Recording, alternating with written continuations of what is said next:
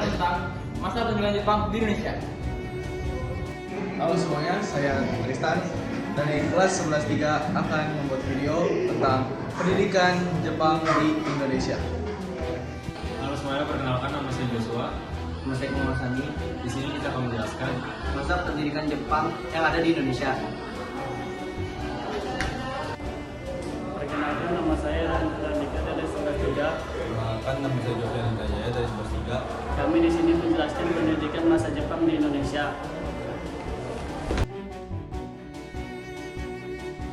Yang pertama itu latar belakang masuk Jepang ke Indonesia. Jepang masuk ke Indonesia pada tahun 1942 setelah mengalahkan Belanda. Jepang membutuhkan yang pertama itu sumber daya alam, tenaga manusia, dan pendidikan dijadikan alat kontrol atau propaganda. Pendidikan bukan untuk mencerdaskan tapi untuk mendukung perang Jepang.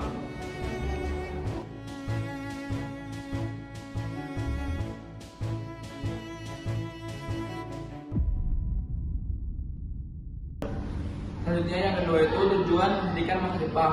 Yang pertama itu menanamkan kesetiaan kepada rakyat Jepang. Yang kedua mempersiapkan tenaga kerja dan tentara. Yang ketiga menyebarkan ideologi Hakoju, yaitu satu negara di bawah kedaulatan Jepang. Dan yang keempat yaitu mendukung Setita Asia Timur. Dan yang terakhir menghapus pengaruh Barat, yaitu Belanda.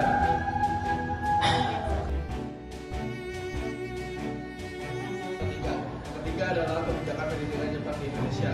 Kebijakan pentingnya adalah sekolah Belanda ditutup, lalu sistem pendidikan yang sederhana, lalu kurikulum yang diarahkan yaitu adalah disiplin, fisik, militer, dan pendidikan diawasi ketat oleh militer Jepang.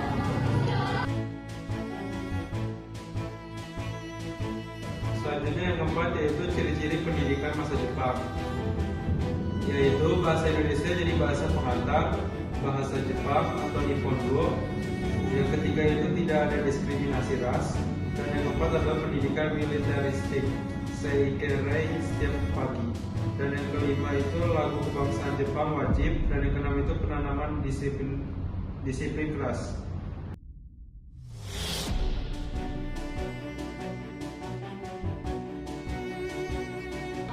Dan yang kelima yaitu struktur dan jenjang pendidikan. Untuk sekolah dasar sekitar 6 tahun. Materinya yaitu membaca, menulis, berhitung, dan pendidikan jasmani atau militer.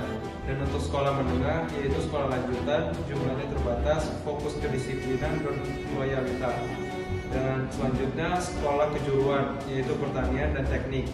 Dan yang keempat ini adalah pendidikan militer, seinenda atau pemuda, keibodan atau pembantu polisi, fujikai atau perempuan, peta atau militer lokal.